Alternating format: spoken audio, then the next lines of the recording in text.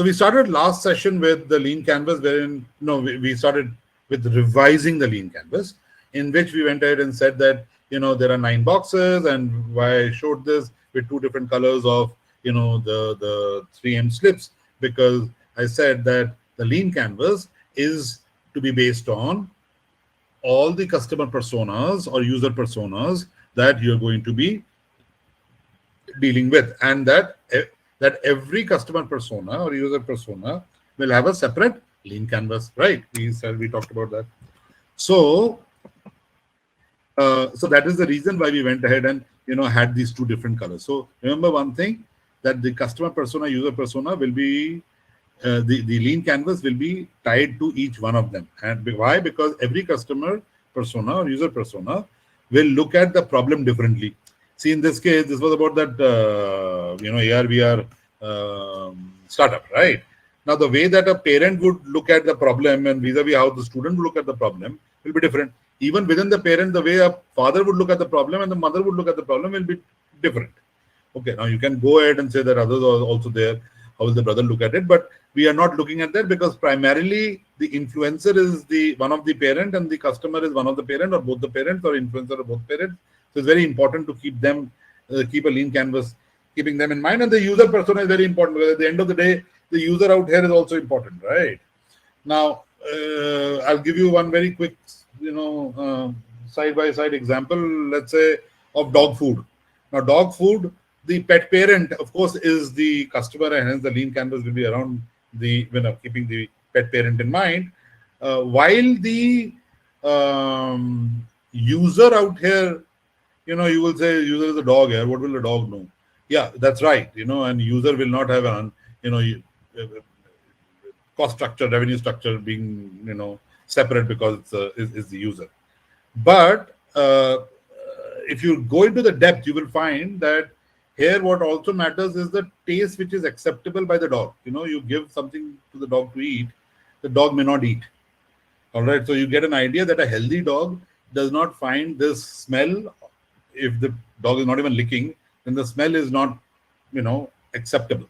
So it will help you in building your solution, in building the features of a product. Okay, so that will go to the VPC and jobs to be done and all of that, right? So we talked about this. Then we said that, okay, we talked about that in the go-to-market strategy, we basically have 5 things: generate awareness, acquire customers, increase revenue, build brand equity, and gain market share. All right, coming to this, we said the important key aspects, where everything culminates out here, all right, in the lean canvas, is the key metric, right? And so key metric is, and we had discussed this earlier, that apart from the usual thing in terms of, what is the revenue that was done and what is the cost which happened and all that, there are a couple of other things also. For example, what is the customer acquisition cost?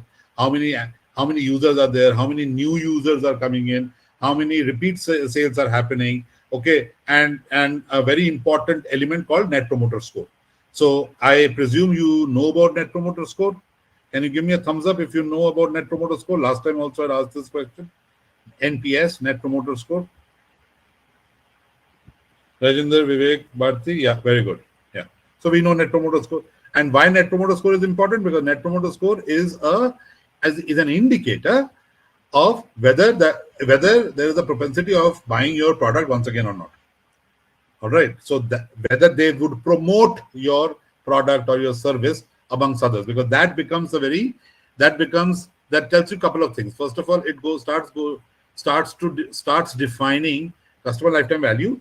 All right, number 1. So note it down, because I have not explained this, but this is a very easy concept. I'm sure you would come across it. Go to ChatGPT, they will tell you. Customer lifetime value. This will also go ahead and tell you how much of referrals can you expect. Yeah. So that becomes a very important aspect when it comes to Net Promoter Score. It's a good indicator. So keep that. And why we talked about metrics? Because, like these metrics which are there with that company, all right, which is leads, CAC is customer acquisition cost, conversion rate, revenue, expenses, DAU. So similarly, for example, in telecom, it's ARPU, the average revenue per user. In the hotel industry, it is ARR, okay, with average room rate. and there are a couple of others also. Why did we talk about success metrics? Because when it comes, when it comes to launch, okay, there are a couple of things that we need to be very clear of. Of course, we need to know what is our marketing and sales approach, what are the financials which are happening, all right, what is the team that we're going to build, and what is the product, that are there, the product elements which are there. All right, so metrics basically tell us if it's working well or not. So that's why metrics are important, and we will come to metrics in a while. All right, when it comes to GTM, these are the various elements that we're going to look at. But there are some key aspects that we also touched upon, which we were touching upon last time, of which, all right, the first three we discussed very briefly and very quickly because, I mean, those are important. And there was one which we had not discussed, which we will very quickly discuss today. So the first one was legal compliances, managing risk, SWOT, and an innovation adoption curve. The last one is something that we will discuss today. In legal compliances, you remember we talked about founders agreement, and I told you about my story about how things got really shitty because I did not have a founders agreement. Okay, how the legal entity is important. All right, all others are important. EPF, office lease agreement, this, that, everything is important. BIN, company, what are the various elements that you need to do to run your business. Every business has its own nuances and own set of licenses or clearances that one needs to have. So you should go ahead and obviously, speak to typically a company secretary, but usually people end up with, my uncle who's the company, who's a chartered accountant, he will tell me everything. So basically that's how it goes. We talked about the risk, we talked about managing risks, and we talked about risks. For example, we did discuss about the fact that, product is, so what is the risk statement? That version 1 has not been tested with more than 1,000 simultaneous users. I talked about, you remember I talked about the load testing, of my EdTech venture. Yeah. So where people said that we will not have more than 500 people coming in. And I had overestimated and had kept capacity of 2,000 people, but we actually had more than 5,000, 7,000 people who landed up.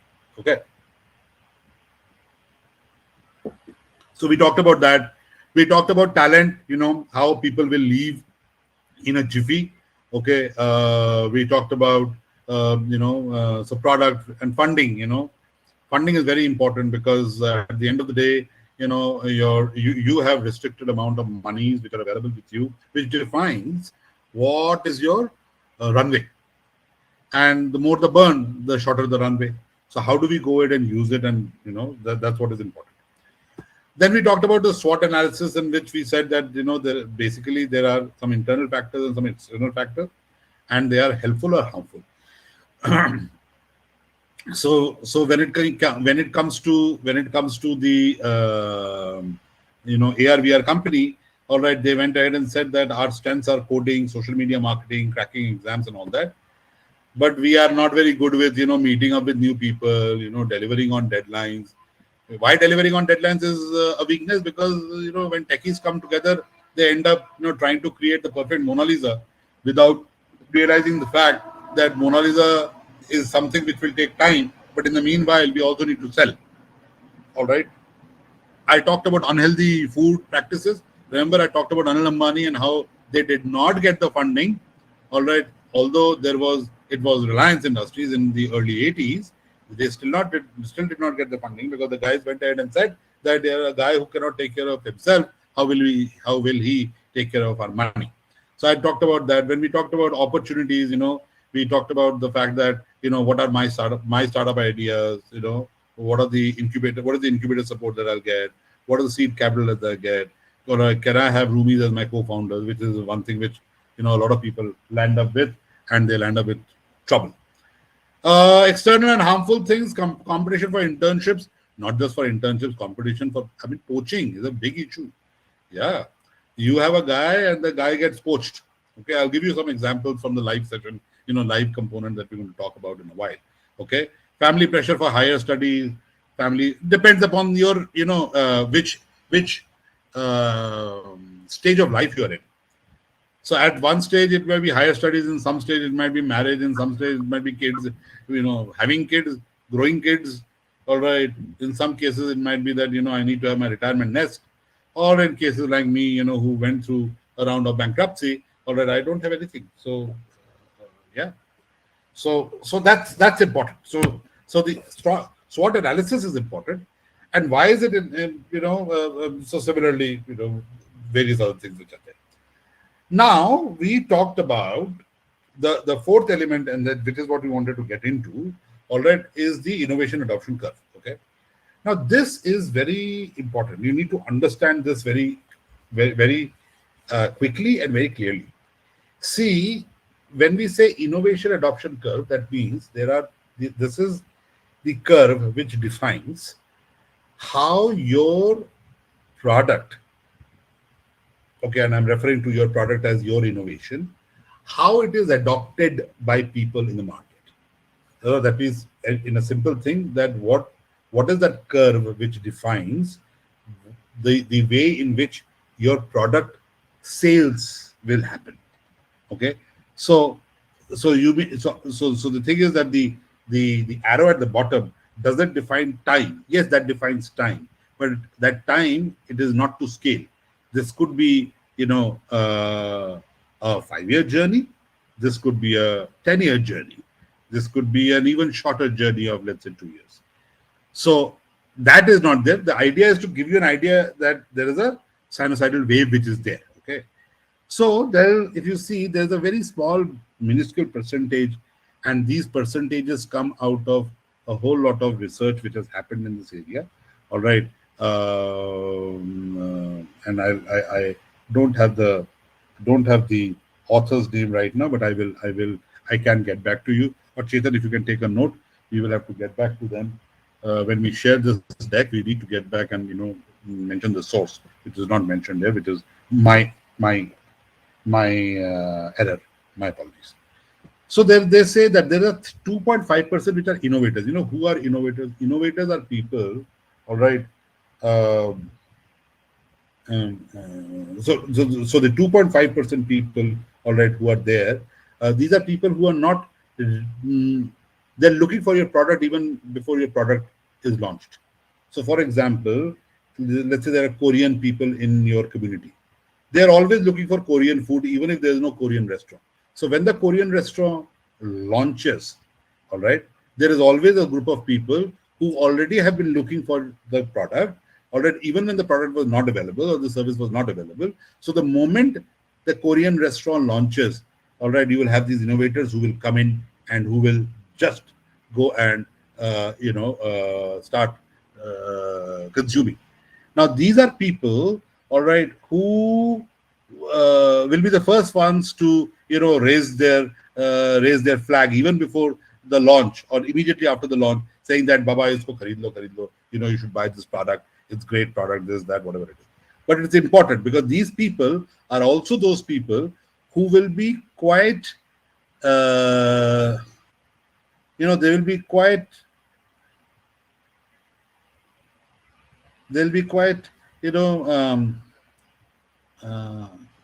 they will pardon you in case you go a little wrong here or there. But if there's a major issue with the product, these are the same people who will go ahead and stand up and say that don't buy from them. Okay. Then comes the early adopters, and this is which is very important. Okay. Early adopters, if you remember in your lean canvas, where you had the customer section on the number one box, there's an early adopter list. So, for example, Vivek, if you tell me that you want to launch a business, all right, I will ask you to fill up the lean canvas. When you come to me with the lean canvas, I will tell you that, hey, Vivek, can you give me a list of 50 people, depending upon the product that you want to do, 50 people, 100 people, 200 people, 5 people. Okay, if it's a deep tech thing, I will just say 5 people who will be your early adopters. That means these are people, I want their names, numbers, email IDs. Why I want their name, number, and email ID? I don't want it. I want you to be able to write them so that you would have given enough amount of importance to the whole idea of going ahead and noting these down, right? So if you note these down, then you are obviously thinking about it that, Bharti will be saying, whether Mr. Basu will buy it or not, whether Mr. Singh will buy it or not, whether Mr. Shetty will buy it or not, okay, no, I think Praveen will buy it, but his brother Pankaj will not buy it. So let me write Praveen's name. So basically, what you're trying to do is, if you're doing at the VPCs, at the lean canvas stage, I will ask you to figure out people who will be ready to buy, which means pay for your product. And they may be your friends, they may be your father, mother, brother, sister, sister's friend, brother's girlfriend, whomsoever, doesn't matter. But these are people who will buy not because the product is great, but because it is you. You getting it? These are people who will buy not because of the product, but because of you. They will also buy it because of the product. All right. So, for example, if I start manufacturing aircraft, even if my father wants it, he will not be able to buy. So of course the product is important. It needs to fit in with them. So they need to fit into the customer persona for sure. But within customer persona, these are the people who are early adopters. Okay. Now this is very important. So this 2.5 and 13.5, the 16%, all right, are people who will come and buy. But these are the people who are also your flag bearers. Right? These are also people who are your flag bearers. So you need to be careful about that. Now, what happens after early adopters is then comes the early majority. Now, while early adopters, innovators, you want them to, to kickstart the entire sales process and all of that. But dhanda nahi chalega na isse. You will not be able to make money out of these guys. Right? So what you need is a whole lot of people who get excited by looking at the early adopters and innovators, who are not the ones who are superbly excited, but they are there. They want to buy, all right, and they will go as per the feedback which has been given by the early adopters and innovators. But what happens is that between the early adopters and early majority, there is also that line, all right, and that line depicts something which is called as the chasm, all right, CHASM, the chasm. Chasm means there's a deep gorge, so which is not shown in the picture out here, but there's a chasm in between. That means after early adopters and innovators have started consuming, before the early majority comes in, there's a chance that there'll be a huge dip, huge dip, small dip, big dip. There is a chance of a dip in your consumption, in your product sales. All right, before the early majority people catch on. And the early majority people is the kind of people that you would want. You know why? Because these are the people who are now excited because there are other people who've gone ahead and had your product or consumed the service, consumed the product and said, wow, this is great, man. You should try it out. All right. And these are people who would test it out and who would buy it. And these are the ones who are the most revenue bearing set of people for you. Why? Because these are the people, your product is still getting introduced, right? These are the people, and your product is still becoming popular. So these are the people who will buy your product without discounts, right? Without discounts. So these are the kind of people that you would want. See, early adopters and innovators will not look for any discount. They were the guys who were looking for Korean food anyways.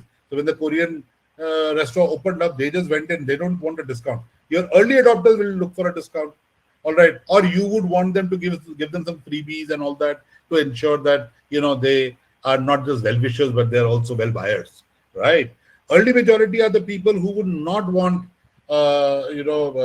discounts because they are already riding that wave of popularity. Now, while all of this is happening, there are some people standing on the, on the edge. Okay, they don't want to buy. They are really not, interested. Now, remember, all of these people that we're talking about, this is not the total addressable market. These are the people that you can serve. All right. So this is a part of your customer persona. But even within your customer persona, there will be people who will be sitting on the fence. Now they will start buying only when the huge furor has happened and all that has happened. And now, they say, okay, now let me also try, But I will only buy it if there's a discount or if there's a freebie. So these are people who will come in later, all right? And then you have the laggards. The laggards are the laggards. They really are not. They have fallen to the customer persona, but as an individual, they will not go ahead and buy. Yeah. because they, they don't want to buy another car because they already have a car. All right, or they don't want to buy because they just don't want to buy. But do they fall into a customer persona? Yeah, they do, and that's called the laggard. So why this is important? All right, it's to understand the fact that therefore, when it comes to any GTM strategy, you should know who are your early adopters. You should keep your ears and eyes open with regards to innovators, because you need to get them into the first day first show kind of sales. Early adopters will also start coming. Give them an opportunity to talk about your product, whether it's on social media, whether it's in various forums, all right, or whether some blogging or some food blogging in case it's a restaurant, because those are the guys, when they come out in the social media, when they talk about it, they are the ones who will actually entice the early majority. But before they buy and they entice, and before the early majority guys actually turn up, there might be a chasm. Okay. Now, why I've been repeating on this is because I want to show you a video. All right. I want to show you a video, but before the video, I want to ask you that. Okay. Now I have some questions. I will come to the questions in a moment, Vivek. Have you got the picture of the innovation adoption curve? This is also called the dispersion curve. But have you got the gist? So what Vivek is, while you're writing it, I want all of you guys to write. All right, who all are there who just joined up? Hi, Richa, how are you? Okay, so Richa has joined. Chandan has joined. So Richa, Bharti, Rajendra, why don't you go ahead and given your inputs out here with regards to whatever we just discussed, and we discussed it in brief. I'm going to show you a video, and that video is going to talk about the chasm. Okay, but let me answer Vivek's question: how to identify these percentages people whom I know will not buy. Will not buy. You're talking about the laggards. Okay, so you will not be able to map out everyone who fits into the customer persona in the market that you're operating in. You will not be able to do that. But so if you ask me, okay, I'm talking about early adopters. Okay, how to identify these people as this person as people whom I know will not buy. All right, so that means your early adopter list is smaller, right? That's okay. All right. So for example, I may, let's say for example, tomorrow you go ahead and build a EV car. Okay, Vivek. Okay, you build an EV car. Now your EV car is costing, let's say, your production, your market ready product is costing, let's say, 30 lakhs. All right. Now maybe there are people around you who motivate you, who talk to you, all right, but they may not go ahead and buy. But yeah, if you expand, let's say go to your club, Vivek, I'm sure you're part of some club or the other, you being in Calcutta, all right. If not, some of your friends may be in the club, all right. Their friends who might be willing to go ahead and buy. So that has to be borne in mind as to who are your early adopters. It is not that your father will, or it's not that my father will always be my early adopter. Okay, always. It's not that Chandan will be my early adopter always. He's a good friend, but doesn't mean that unless it falls into his buying criteria, right? So interest, passion that I am committed to.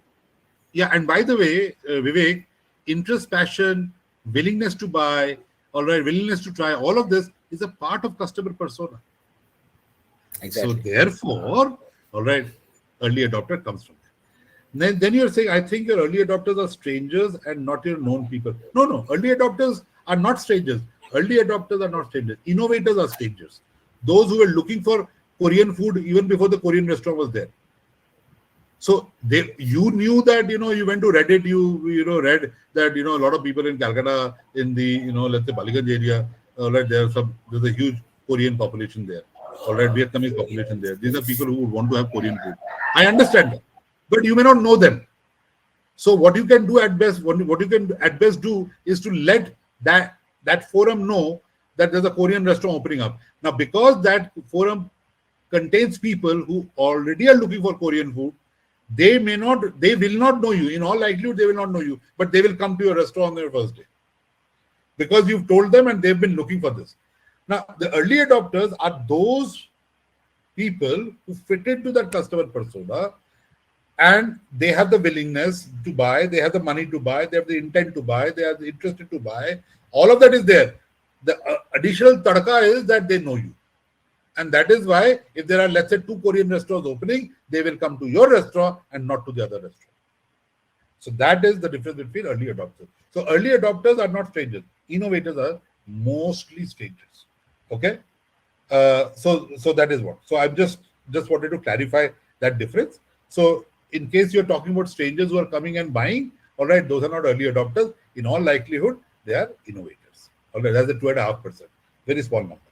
Rajendra is saying, yes, understood. Have a question. Is there a time frame for each adoption phase? How do we know that early majority is over and late majority has started?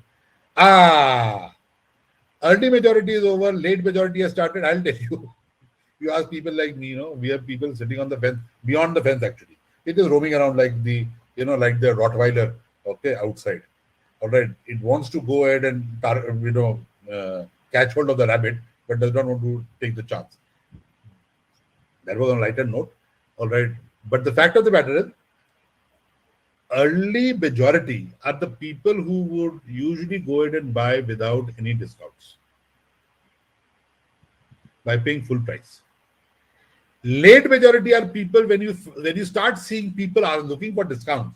See, Indian population, you will say that when we go to the market, we always ask for discount. Yeah, asking for discount is one. Do you not buy it if you don't have a discount? Is the question. Right? So for example, when Samsung came with the side-by-side refrigerator, all right, the side-by-side refrigerator, when it came for the side-by-side refrigerator, and I'll tell you, this was the year of the Lord 2005. Okay, so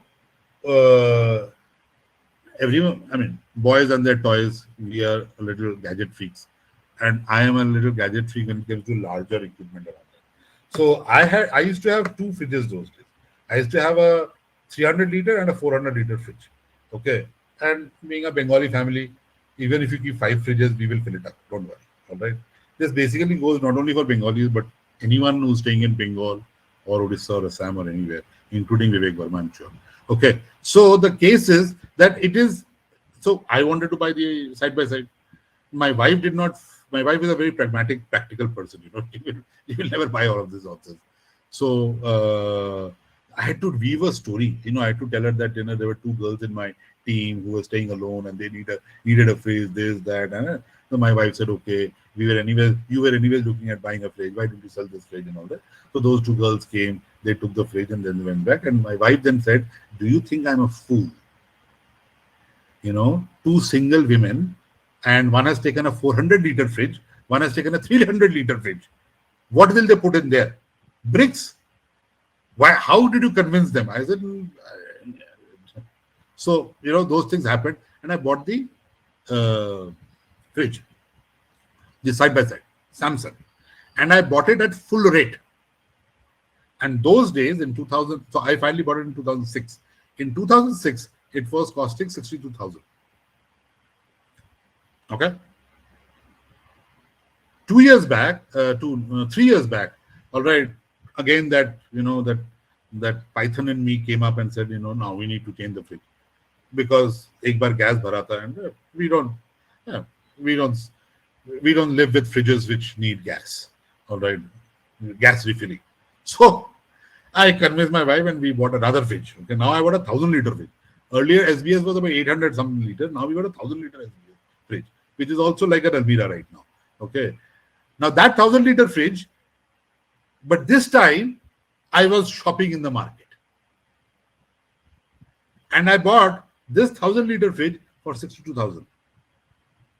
After 15 years of gap, 14 years of gap. For 62,000, discounted price. The original price is 98,000.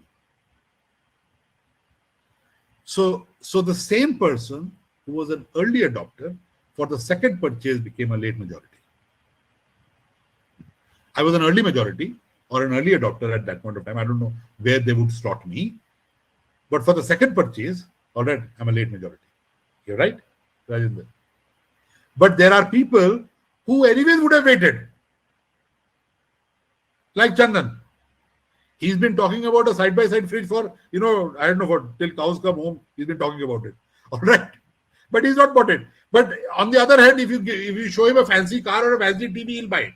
So what is important is that it is the early majority, late majority, early adopter, and all of that is also got to do with an individual's propensity towards the product.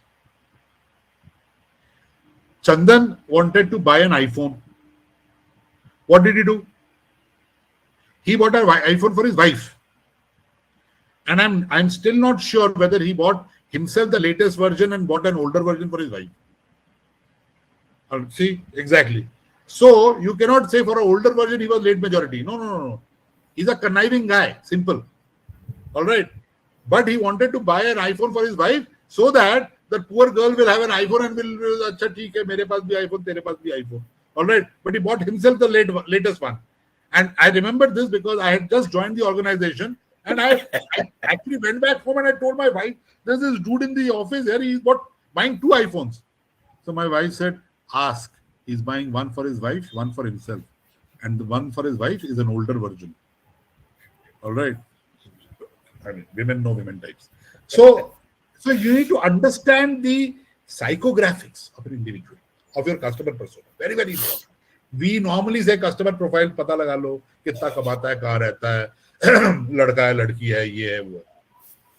But look at the psychographics. It's very, very important. Yeah, Vivek, don't tell me. All right. So you're getting the picture. Why I wanted to talk about, I'm going to show you a video, but before I show you, if I add something to it, so it's a very example. I mean, which is again, Paco knows about me. I'm a foodie, big foodie. If it is related to, and I eat something which is anything which is either flying, crawling, swimming, all those stuff. So I'm a pure non-vegetarian. If a new restaurant that comes in, which is non-vegetarian, I don't mind being an innovator or early adopter. But if it is a vegetarian, new restaurant, I'm an late majority. So the same food habit, also it changes based on, as Paco mentioned, my propensity towards the product. iPhone, all of us, I joined a bit late, Paco. I don't know whether you have given the example of the same iPhone.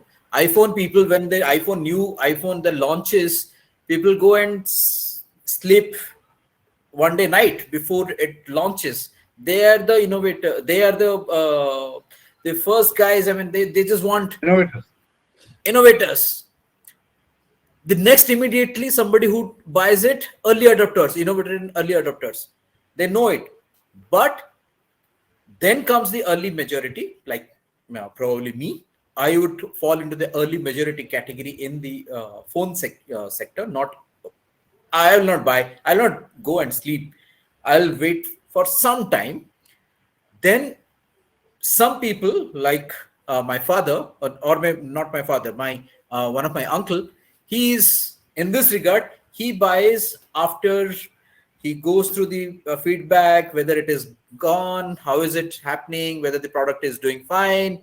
Based on that, then he goes and buys and then bargains.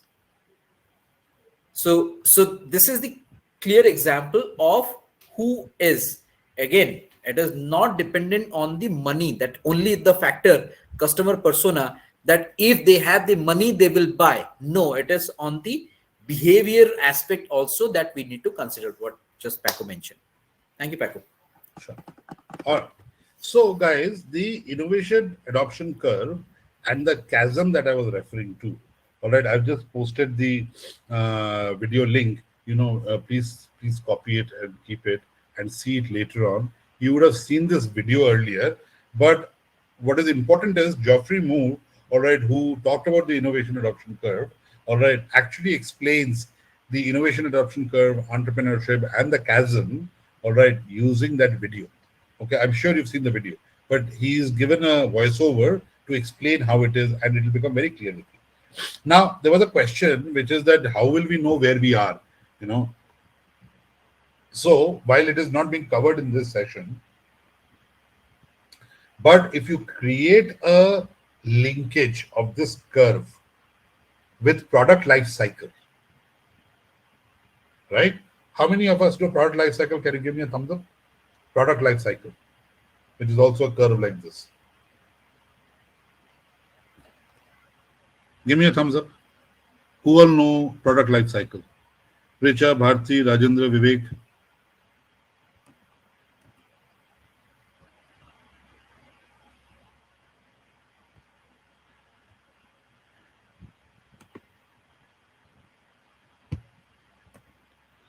Okay, Rajendra, you're saying you know. All right.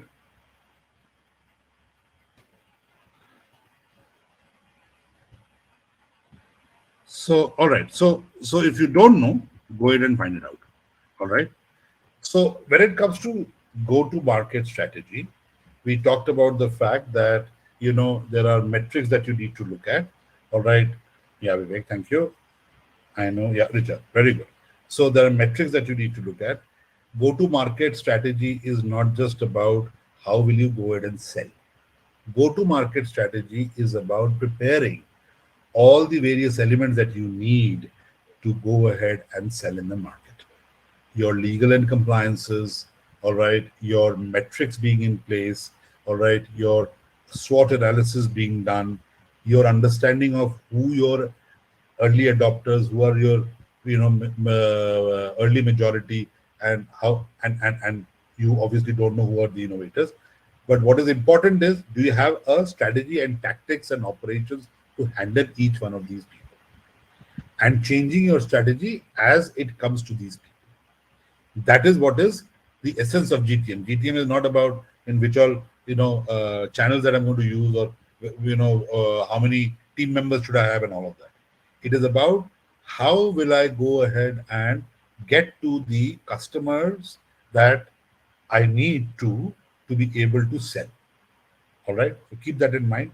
This is what I wanted to talk about with regards to GTM, and it has taken about half an hour. Should have taken lesser time, but let us very quickly jump into today's session. And today's session is interesting. Why is it interesting? It is interesting because it goes ahead and looks at a very critical element of the journey that you are in, because this is something which will be always useful. All right. And this is all to do with pitching. Okay. So as we all said, Richa, you had not joined by then, and we had said that we had two options, whether we go theoretical or whether we go theoretical with an example. So we're going to go, theoretical with an example, but by doing that, we will have to push the session till 8:30, 8:40. Okay, and I'm going to try to stick it to that. So I'm going to be fast, but I'm going to use an example, and you need to keep on putting in your questions. All right, so that I can respond to it at the immediately along with. So what I'm saying is that your ask me anything, elements, please ask them at the right spot, because I'm going to cover everything that we've done till now when we are talking about the elevate, when we are talking about the pitch. Are we clear with that?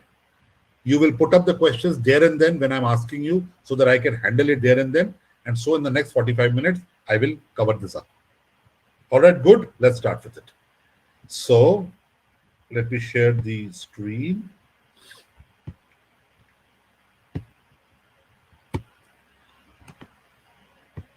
Can you confirm? Anyone can confirm what you're seeing on the screen?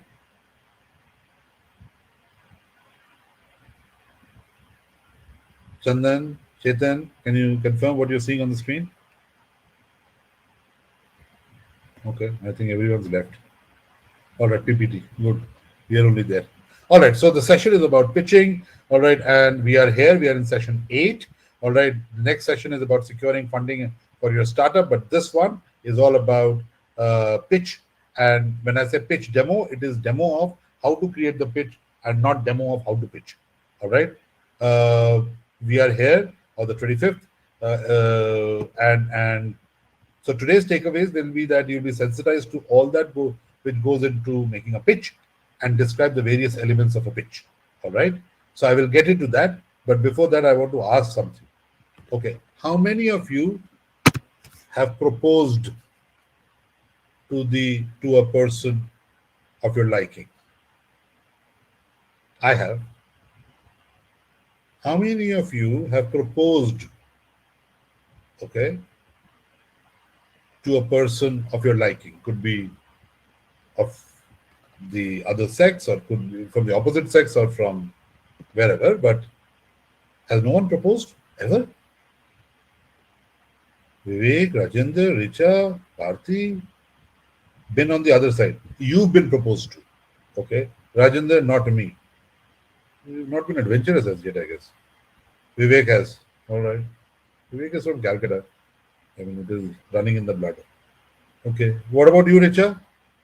You've been on this side, that side, nowhere, audience.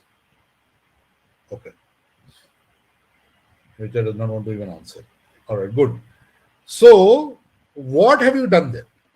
What you've done there when anyone is pitching, so even if you've not been a part of, proposing to someone, all right, three more are here. Which more? Are you talking about Chetan and Chandan? Or Chandan is a chronic proposer, all right. If he does not get anyone, he proposes to his wife only, all right. Chetan, I don't know, he seems to be a decent guy. I have, of course, yeah, but I have now done half century, boss. Now I can't propose. If I go on to proposing now, people will run away, irrespective of whether they're women or men. Eh? So look at my face right now. It looks like a bloody, you know, desiccated bulldog. Okay. So now getting back to this. So now the question is that uh, so when we propose, what do we do? So irrespective of whether you've been party to it or not, you must have seen it in the movies, or heard about it, or seen your friends doing some stupid act. All right, but or it seems stupid at that point of time at least. All right, but what do? They go ahead and say, they go ahead and prepare. Of course, yeah. Oh my God, number of times I wrote it down. Yeah, and get it jinxed. All right, so Bharti is like okay. So now the thing is that what do you do in a proposition? All right, what you do in a proposition is basically you're pitching. You're pitching and you're telling. So when I was proposing to the one who never became my girlfriend, all right, is that how um, what are the benefits of having me around? All right, what are the benefits of having me around? When I'm so I always tell people, you don't sell because of his features. You sell because of his benefits. So when it comes to a woman, I'm not going to say come to a man because of certain aspects. But when it comes to a woman, if you ask a woman why is she, get wanting to get married to a person, or wanting or likes a person or likes a man, all right, yeah, initially it may be because he's handsome, he's a stud, he's 6 foot tall, dark and handsome, all right, whatever it is. But at the end of the day, when the rubber meets the road, it's all about that whether there is honesty, whether there is a sense of companionship, whether there is compassion, whether there is respect, all right, and all of those stuff. Now these are not features; these are not physical features. Okay, these are benefits that you get out of a person. It's the person's makeup, right?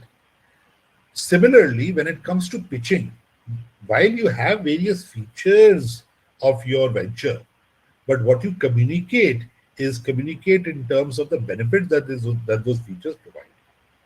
So how to convert features into benefits is not what we are going to look at out here, but we are going to look at the basic foundational features which comprise of your pitch deck, which you need to have in place. And by the way, all the work that you've done till now in the last 6-7 weeks, all of that will culminate into this pitch deck. Okay, and that's what we're going to see. All right. So this one, what we're referring to, this deck will be available to you. You can go ahead and use it, all right, to make your pitch deck. So there are a couple of elements of the pitch deck. Okay, so there are 12 elements of the pitch deck. Now it does not mean that you need to have all 12. Okay, it does not mean that you need to have all 12, but these 12 are key ingredients, all right, when it comes to pitching. Okay, so it's very important that you get a handle over these. All right, now so I'm going to walk you through each one of them, all right, and then we're going to talk about it. But pitching is important. See, you pitch every time. Why pitching is important? Because pitching also lets know your investors about your level of confidence and your level of conviction on what is happening, your venture. Okay, so it's very important that you are preparing for the pitch. You may pitch, you may not pitch. All right, you may pitch to your parents, you may pitch to your investors, you may pitch to your friends, you may pitch to your school management, college management, wherever it is. Okay, but pitching is important. Preparing for the pitch is important. Why? Because and that preparation is what we covered in the last 6-7 weeks, in the last 5-6 weeks, right? So there's nothing new that you will have to do, but what is important is that you need to prepare it well, and now you will see how each of those things that you did, how does that culminate into all of this. Okay, so let's look at it one by one. Okay, so name of your startup. The first one is the name of your startup. This is very important. Why is it important? Why is it important? It is important because, just 1 second, please. Sorry. Okay, why is it important? Because the name of your startup actually goes ahead and communicates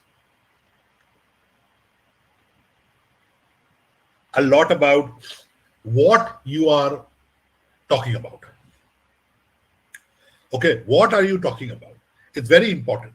Now, your name. So the question usually comes up: are you going to put up the brand name, or are you going to put up the legal name?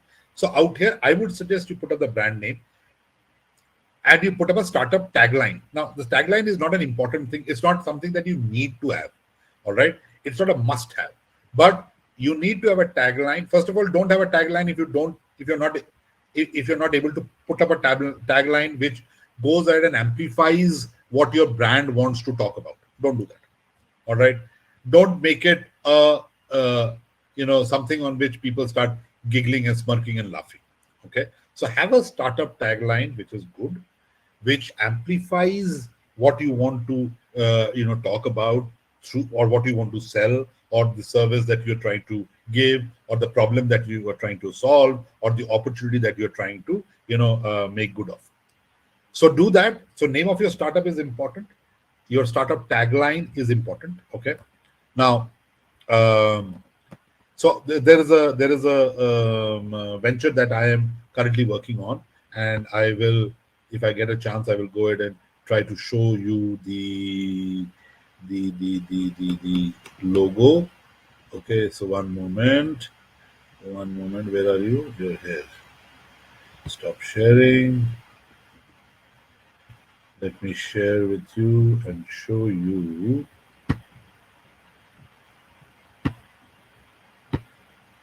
So, do you see? So this is a brand name of a desert bar. Okay. It is, the name is Smitten. Smitten means infatuation. Okay, that you're smitten by someone's, with someone. All right. So this is the brand name, and smitten is all about infatuation. So therefore, there is this. The word itself is the logo, but it has that heart, and it is in a voice bubble, which basically depicts the fact that this is the conversation that you will have, when you have our products. This is the feeling that it will, generate with the other people that you come with. All right, when you come to consume our product. Okay, we create memories and we help you share love. Okay, it does not tell as yet, okay, what it is, but this is just the logo. This is a desert bar. Okay, so we would talk about it later on as we move forward. Okay, now let me go back to our deck, so that, yeah. All right. So,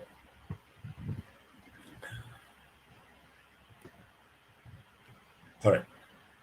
So this is the name of the startup is therefore very important. Okay. Now the question comes is, all right, what is my passion, my story? Now this is important. Why this is important is because you are in this slide, you are basically going ahead and saying, what is the purpose that I'm there? How does it resonate with, with what I do? You remember I had shown you that cow wala picture, okay, that our cow, and everyone had said different type of problems that you went ahead and recognized, right?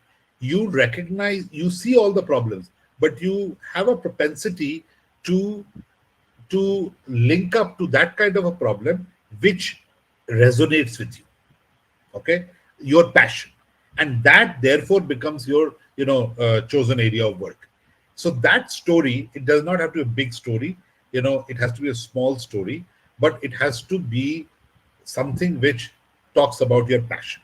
Now when it comes to this desert bar, all right, so we realize between me and my spouse that we are very good at building relationships, all right. uh, if in a scale of 1 to 10, if I am at 10, my wife is at 100, okay. People who come from the family who see her, they say, how do you know everyone? We have 3,000 flat apartments in our complex, okay. And I have never seen her, all right, going for an evening walk and not spending a significant amount of time chatting with people whom I realize that she also doesn't know. She just strikes to be a very friendly person, all right. And she's not giggling or laughing and falling all over you to talk to you, but she generally attracts conversations between people, and she can strike up a conversation. Uh, she's a worldly wise person, but she's not well read at all right. She hardly watches any news item and all that, but she can reach out to people. So that was one element. The other element, which was very common as a matter of passion amongst us, is that we both like food, and we both are very creative with food. All right, we are creative as such. All right, but when it comes to food, we are very creative. And when it comes to food, we sort of don't get tired. All right, we want to make food, we want to serve food and all of that. So we had a Bengali New Year on the a couple of days back, and the night before that, at 10 o'clock in the night, my wife said, "Hey, there are a lot of people out here who are Bengalis, and they are missing their home because they don't have. We normally in Bengalis, you have a lot of, like every New Year, with any community, sweets are being made, food is being made, there's that. Basically it used to be the end of the harvest season and beginning of the new sowing season. That is how the whole concept went, whether it's a lunar calendar or it's a solar lunar calendar or whatsoever. So at 10 o'clock in the night, we decided we are going to make a one pot meal, all right, very specific Bengali one pot meal, and we're going to make it available to people. And at 10:30, I created the ad on Canva, and I pushed it to various WhatsApp groups and all that. There were people who made payments at 2 in the night and booked their plates. By the morning, after having just sent the one post in about 5-6 groups, by the morning we had about 15 plates ordered with us. By about 8 o'clock, we had said that by 10 o'clock we'll close the order. By 8 o'clock, we had about 30 of them. And we couldn't take any more because we had to serve lunch at 1 o'clock, all right? And it was 8 o'clock, and I had to go and buy chicken, and I had to make chicken, all right? And it takes time to build to make the chicken that I was going to make. But it is something which evokes a lot of passion amongst people from the East, okay? And so we serve 30 plates. So we are very creative. So that becomes a part of my passion, part of my story, when we talk about our venture. What are the problem being solved? Okay, so the problem being solved. You anyways written that in your problem statement canvas, right? What is the problem that you're resolving? What is important is how did we validate the problem. So when it came to the desert bar, all right, we actually went ahead and, this is an experiment that we were doing. We went ahead and put up an ice cream and a waffle, store, a pop-up store in our apartment complex, which, as I told you, has 3,000 apartments, which basically means 10,000, at least 10,000 people staying there. All right. So it was a flea market and they wanted a pop-up store. And we said, why don't we try out waffles and ice cream? And wow, it was a bloody hit. It was a hit. People, in these kind of things, when they do something like that, because we have so many flea markets, so it's not that 10,000 people land up on your store every day. All right. But the fact of the matter is, usually people end up, food vendors, they end up with about, roughly selling about 8,000-10,000 rupees worth of stuff, in 2 days. We went ahead and sold 20,000 rupees. All right. We did the similar thing during Durga Puja. Okay. 4 days, we put up a pop-up store. You know how much did we sell? We sold products for 5 lakhs. We sold more than Fortune Hotel, which is a 5-star hotel, whose pop-up store was next to ours. We did the maximum. Why? Because of the passion, of the fact that we also are very smart in picking up what exactly do people want. So during Durga Puja, what is that thing that Bengalis, Ahomiyas, and Uriyas would want, which they would want to have but can't have because that is not available in Bangalore? Or if it is available, it still does not, it may evoke the taste, but it does not evoke the memory.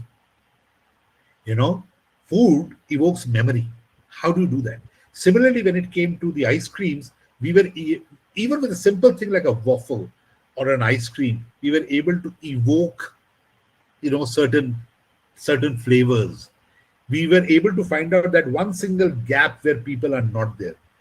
So there are food stalls which are there. There is Bhel Puri stall, and there is rolls, and there is pan, and there is this, and there is that. But this is summer.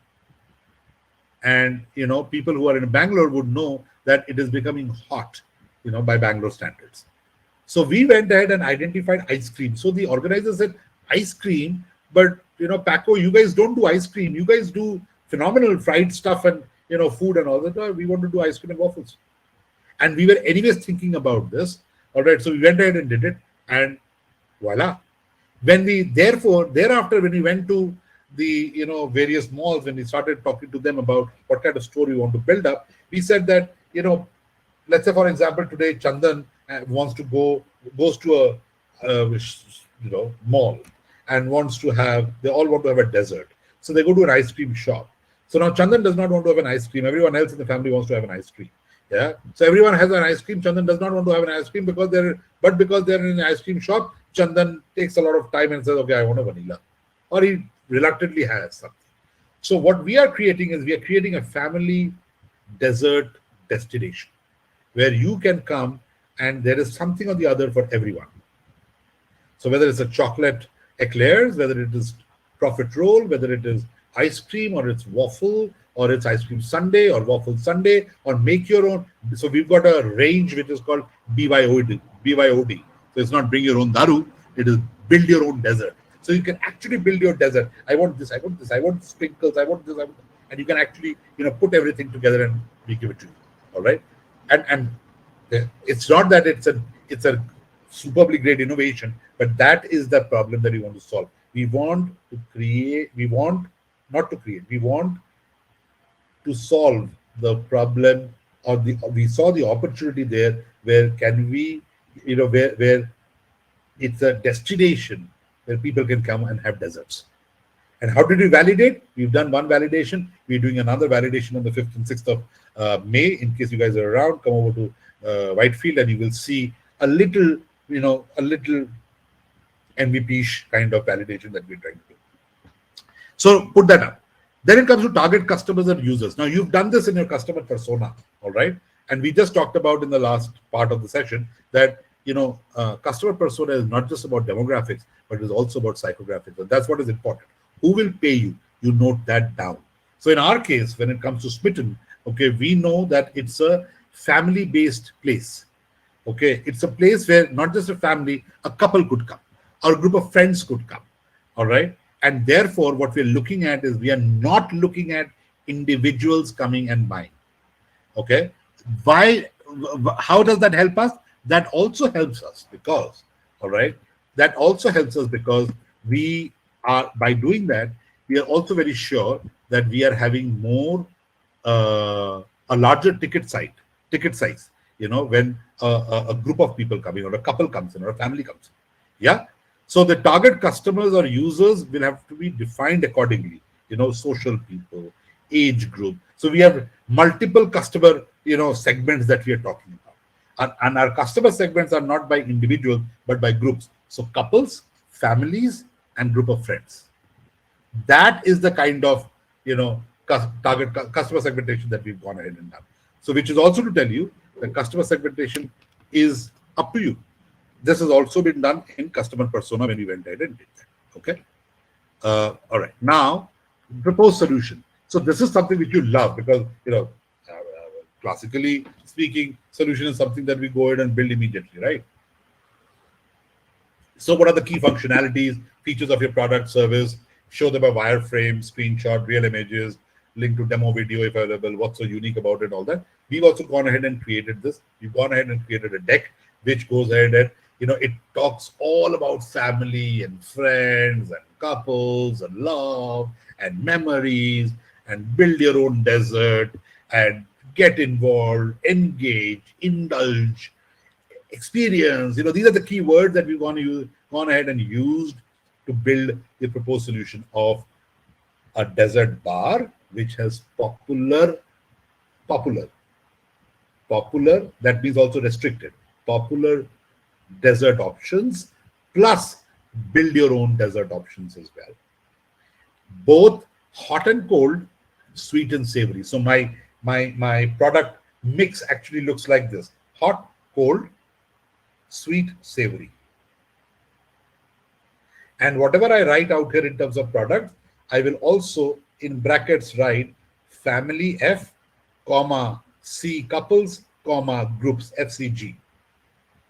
All right. And I will then see that my various SKUs or products doesn't fill all the four quadrants: hot, cold, sweet, savory. Savory is salty, right? And how will I do that? Okay. So yeah, so we are going ahead and doing that. So you also need to go ahead and put that up. Put up a wireframe screenshot. We've got real images. We've got screenshot. We've got we've taken attributable photographs and stuff like that. The next portion is team. Who are your co-founders? Who are the initial hires? Who are the team members, mentors, advisors? This is a place where people go wrong as well, because they go ahead and put up the names of the co-founders very easily, without even thinking about it. Why? Because, well, Sudeepa is my wife, so she's my co-founder. Or, Chandan was my bunkmate in the hostel, so he becomes my, co-founder. Or Chetan and I walk the dog together and we talk about a whole lot of things and we found, could be and could be not. So be careful about who your co-founders are. And as I told you in the last session also, be very sure in terms of your founders agreement and all that. Who are your initial hires? Because remember, when you go ahead and do this pitching, it's important that you go ahead and also ensure that the right set of people are there who evoke confidence in the mind of the investors. That do these people have the right people in their team? So when people go ahead and see, our pitch in Smitten, they see that I have, a background in being a chef. All right. I am academically qualified to being a chef, by the way. All right. I have been an entrepreneur. All right. Successful, unsuccessful, but I can't say I was a serial entrepreneur, but I've done at least 6-7 ventures. All right. My wife has been an entrepreneur. My wife runs pop-up stores. All right. And she's got some good ratings and, good stuff going as well. So that is how we, complement each other. What also comes up very strongly out here, and in our case specifically, is that because we are not manufacturers of the ice cream or the gelato or the milk bars, all right, and stuff like that. So the credential of our supply chain becomes extremely important. So for example, our chocolate, all right, is being blended by one of the best chocolatier in the country, wherein we are creating a blend which no one else has in the world. Okay. My hot chocolate mix is addictive. Okay. It is not the typical Bonvita wala chocolate le liya, doodh mein mix kiya and de diya. No. You have my hot chocolate, and I will let you guys know, at least the Vadvani Foundation team and those who are here in Bangalore, all right, to come and try it when I'm going to do a trial in the next 10 days or so. All right. You will take in hot chocolate and you will drool. Okay. That chocolate is so rich. Okay. So unique things are being put up, and that is important, because when I talk about my team, I talk about these key, members of my supply chain. People's confidence also goes up higher. My ice cream has been perfected to that level that it can any day beat all your regular ice creams, except for Haagen-Dazs. Haagen-Dazs is, a tough cookie to crack, but it is at par with naturals or a little better. Yeah. So that's a strength. And what I'm trying to do by putting up my team out here is to show the strength behind my organization. All right. Timing and trend. What is the right time for the startup? Is this the right? Why now? Why now? Why not 10 months later? Why not, why not earlier? What are the conditions which are in favor? So, for example, the condition for me, so I've been thinking about this for quite a long time, but the condition for me where it is now in my favor is that now I have suddenly, over a period of time, I have been able to create an access into various malls by virtue of my background. That is, I won't say it is somewhat an unfair advantage, because I'm sure Chetan does not have that advantage. Chandan does not have that advantage if they want to open up a dessert bar, which is that I have my connects in the hotel and food field. Now Chandan, but if this was to do with movie production or film production, then Chandan would have the unfair advantage, because he comes from a movie family, direction, script writing, stuff like that. I don't have that, so he has that. So why is it the right time? Because all the stars have come together for me. But for you, why is the right time? Note it down out here. Okay. What is the opportunity size? What is the revenue potential for this opportunity? How much do you see will your sale be? Do you have a perspective? Now, when I'm going into a mall, I know what is my total addressable market. All right. But what is important out here is what is that opportunity that I can go ahead and capture? Now, remember, all right. Remember, while you go in and do this, you also need to keep in mind what's your competition. So your competition may not be, so if someone says that I don't have a competition, I have a problem with it. It cannot be so that you do not have a competition. All right. Now you can always say, so this is an invention. Before the cars came in, there was no competition to cars because there was nothing cars. No, sorry. There were vehicles which were pulled by horses.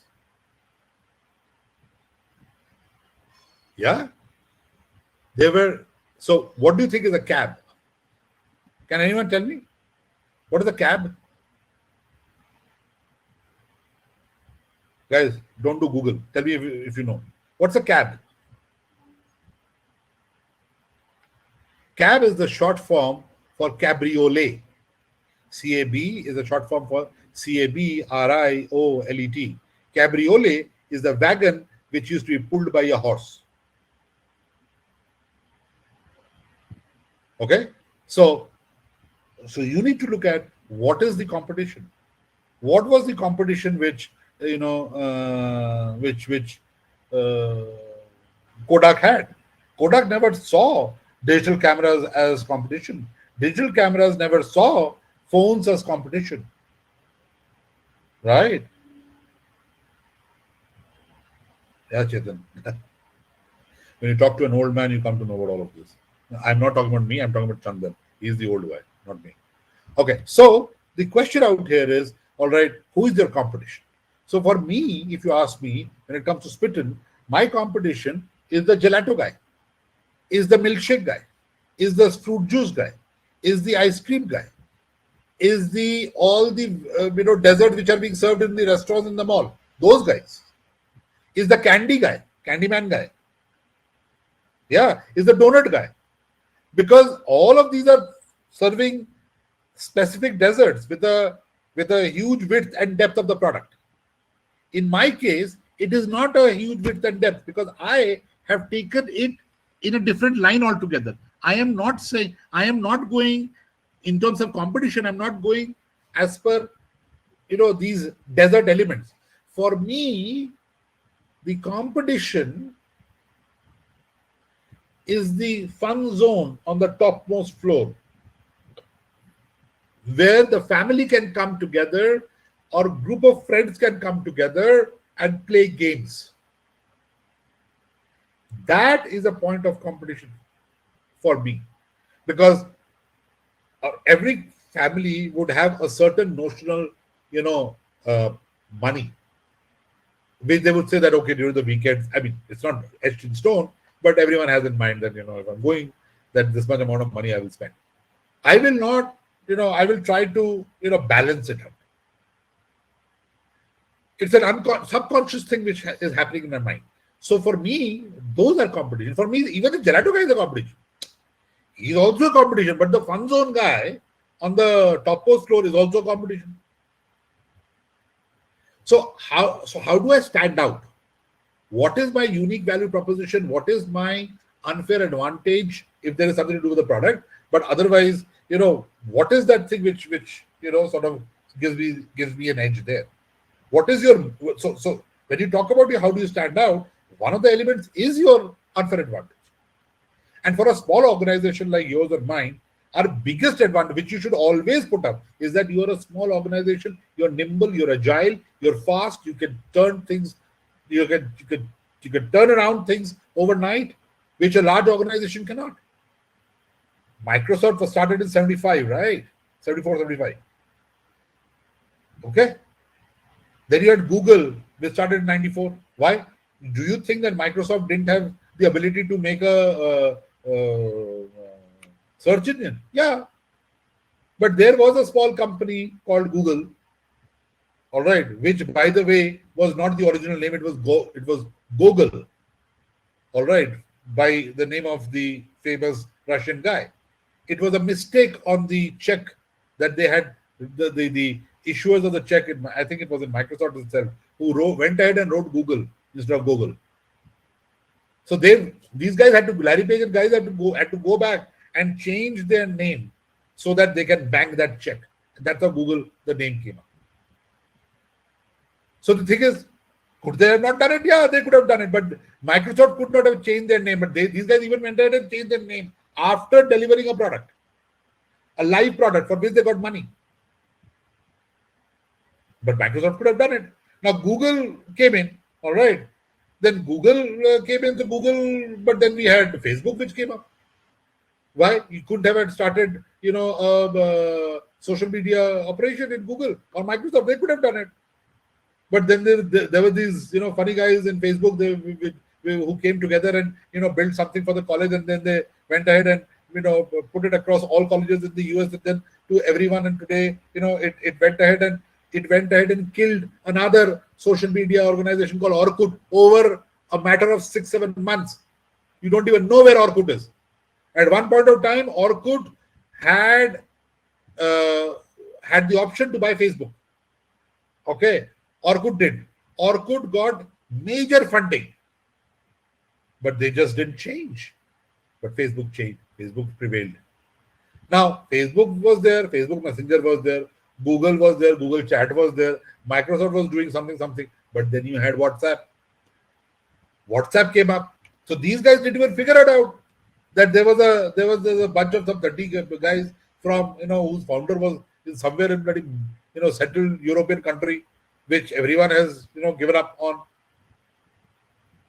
And that guy came up with something which was a parallel of the text messaging system. And text messaging, we are better off. We have got Facebook Messenger. These guys showed the middle finger and built up something which now has become the go-to for messaging. Not just messaging. Today, a guy came from some 40 kilometers away to buy an AC. I had a 2-ton AC. I've been trying to sell it for a long time. Sent him my address. The guy refuses to put that address onto Google Map. He sent me a message, send me a live location, so that he will just press it and it will go to Google. So competition is there. You need to figure out where the competition is. Okay. What's your go-to market? How will you reach your target customer? How will you build and sustain relationships with them? How will you leverage digital and physical channels? All right. You need to figure out. So for Spitten, all right, how will you reach your target customers? I'm in the mall. All right. Those are people who keep on roaming around. So for me, reaching out to target customers is not a difficult thing because I'm going to a place where these target customers come. How will I build and sustain relationships with them? What we have figured out is that we are a single store. We are going to be a single store operation for at least 1 year. We are going to go bootstrapped. At the most, we'll take some debt funding from the bank. All right, but we are not going to get in any investors or anything like that. So, not that I'm not ready, but I don't want to do that. Okay, or we don't want to do that as me and my co-founder. So, what we will do is why I'm telling you that? Because we will go ahead and be there, train our guys by showing them how the attitude that like my co-founder or my spouse has in terms of making friends, reaching out to people. All right, how do you build relationships? How do you have those conversations? Because that is not something that you can go ahead and build. I mean, just train. And you of course can build, but you can't just go ahead and train people on that. How do you leverage digital and physical channels? We do that a lot. Our entire reaching out campaign is based on Facebook, Instagram, WhatsApp groups, and stuff like that. And that's what we're going to do. So what is your go-to market? You need to figure that out and write out. Remember, when it comes to channels, we said that channels is not, I'm just revising here. Channels is not about how do you reach out to customers and how do your customers reach out to you, which is like Google reviews and all that. And, to reach out to them, Facebook and Instagram ads and stuff like that. But channels are also in terms of how does the barter happens, in terms of how do you do the service fulfillment, or how do you hand out the product, and how does the money come to you. So just wanted to remind you, you don't have to put that barter part out here, but go to market. Yeah, you need to know what channels you're reaching out. What's your revenue model and financials? How will you make money? Are there multiple ways of charging customers? How much does it cost to make a unit versus the selling price, current revenues, if any, and all of that. So how will you make money is very important. In case of Smitten, we know that we will make money by going ahead and selling the various deserts that we have. Are there multiple ways of charging customers? There are not multiple ways of charging customers, but if you look at it, my vanilla, let's say red velvet gelato sundae, all right, is costing, let's say, for example, if it's costing 200 rupees, your build your own desserts is costing 250 rupees. With the same option, you've got options. You can go ahead and choose. You can take 3 toppings, and you can take 3 scoops of ice cream, any 3, and you can take any of the different 5 forms of chocolate ganache, which would be dark chocolate, milk chocolate, white chocolate, and you can tell them, okay, I want this, I want some sprinkles, and I want some cream. I will go ahead and put up all of the sundae together, put it up in a waffle bowl, and hand it over to you. Which is what I would have. I would have done a similar process for red velvet as well. All right, say number of ice creams, number of sprinkles, number of garnishes and stuff like that. But that's a standard popular product. You can come and buy it. But if you want an experience, you're paying $50 extra, and that is another way of increasing your ticket size, right? And how will I reach out? In the last one where I said, how will I reach out to people? I will also, it is not going to be my primary source of sales, but I'm also going to look at how can I leverage a relationship with Zomato and Swiggy. If you are planning to do that, and if you think Zomato and Swiggy are your first line of sales, you're going to go wrong. In case you're going to blind, in case you or any of your friends have time to do that, ask them not to do that. Speak to me. I will let them know why no. All right. But as an additional sales channel, absolutely. But what the problem which a lot of people do is make Zomato and Swiggy their primary sales channel, and they never go profitable. But you need to be able to figure that out, and therefore be very clear in terms of how are you going to charge your customers separately. Now there are a lot of people, the gelato guy that I was referring to in the same mall. All right, he charges separately for the cone. For the cone, he charges $30 separately. Is that right? Wrong? That's not the point. The point is that's his way of charging customers extra. Of course, you got to know what's your unit price, all right, and compare it with the sales price and figure it out. So in the food industry, there is a concept called, what's a food cost? Okay, food cost is the cost of the basic food, all right, material. So for example, if you're making dal makhani, all right, then your dal and all the other ingredients and makhan and everything put together is called your food cost. In case you're building up an ice cream, you're selling an ice cream, then the cost of the ice cream is your food cost. If you're making a sundae, then all the ice cream, the toppings, the chocolate, the waffle bowl, all of these things which are consumable stuff, all right, is what your food cost is. So you should be aware of what your food cost is. In fact, you should be aware of what remember I talked about fixed capital cost, fixed cost, and variable cost. Move more and more of your capital to your fixed cost, and move more and more of your fixed cost into variable cost.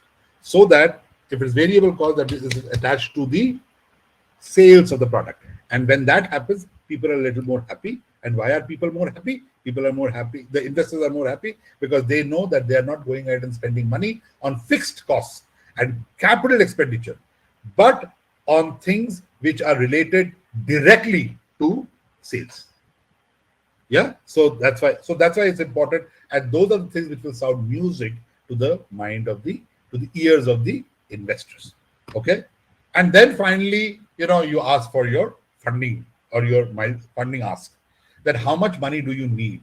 Now, for example, when it comes to Smitten, all right, what we are doing now is we are looking at a term loan and a working capital loan. So the working capital loan, the bank is giving under the Mudra loan, is giving it to us, extending it to us as an overdraft facility.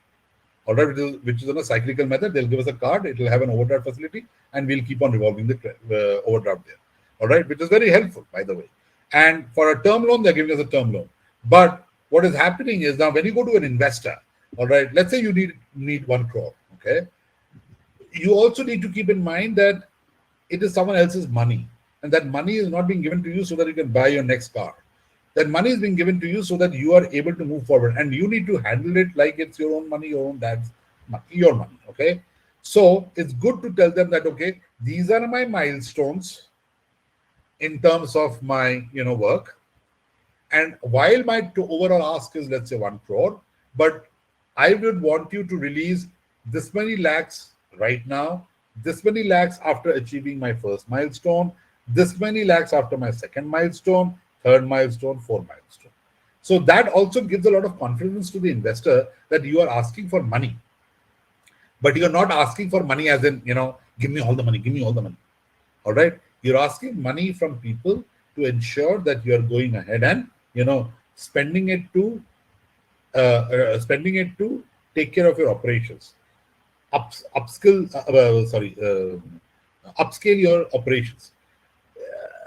You go ahead and say that I'm going to sign up with Hrithik Roshan. Okay. So the investor should not start thinking that यार तुम मुझसे पैसा लेके वो ऋतिक रोशन को पैसा दे रहे हो. All right, I am wanting to invest into you, into your operations, into growing your business, and it is not about going ahead and signing off, Hrithik Roshan paying for it. See, when we are small entrepreneurs, all right, we are not starting with a corpus of $100 million, all right, wherein we can go ahead and get Schumacher to endorse our products, because that will cost just about let's say not even 0.5% or 1%, and I'm okay with that because it's going to give me that kind of traction, and it's also okay because I've got $150 million. How much do we have between me and you? I am starting Smitten. We are starting Smitten with 2 lakh rupees. You see, the game is very different. I'm basically talking in terms of, roughly about $25,000. Which startup across the world starts at $25,000? I mean, not in India, but I'm talking about worldwide. All right. People laugh. My brother, who stays in Chicago, said 25,000 grand. That's it. I said, yeah. All right. So you need to know, they need to know how will you spend the money. You need to know when will you spend the money. Yeah. So this is the overall element when it comes to, when it comes to your pitch deck. Okay. Now let me open up for questions right now. Okay. And we are already at 8:40. Shit, we're already at 8:40. We already have lost Bharti and we've lost. Okay. But any questions that you have, guys, from Rajendra, Vivek?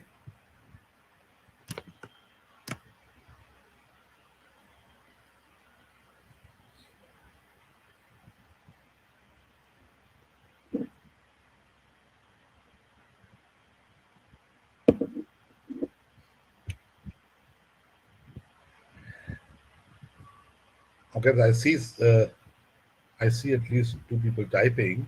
I don't know what the question is. Processing all the information. Please explain how will you leverage digital and physical channel? I mean, you as in me in Smitten or as such?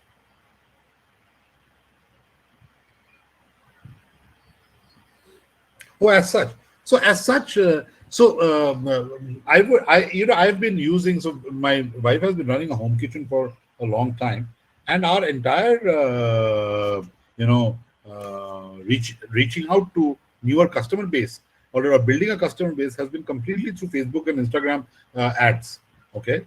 So when I talk about digital channels, we are talking about digital channels such as using social media, all right, to do that. We also, let's say, for example, you have specific bloggers, all right, or influencers who can go ahead and also help you build an awareness through their followers, and that is what they actually go ahead and sell. So today, for example, if you're a sari brand, okay, or a clothing brand. Now there are major influencers who are the fashionistas who are there. All right, they will charge. They will charge like crazy.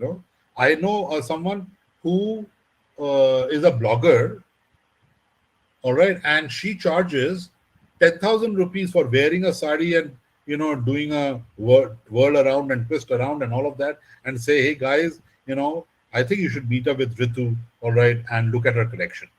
Just that much. She charges 10,000 rupees. One sari, one twirl, one post. Okay. Now there are with food also. You got food bloggers, all right, who are basically people who are like monsters. You have got to send food to them. They will eat. They will make a comment, and you've seen the movie Chef and that big fight with one of the critics, okay, and how things went completely awry when it came to being on Twitter. All right, that actually happens.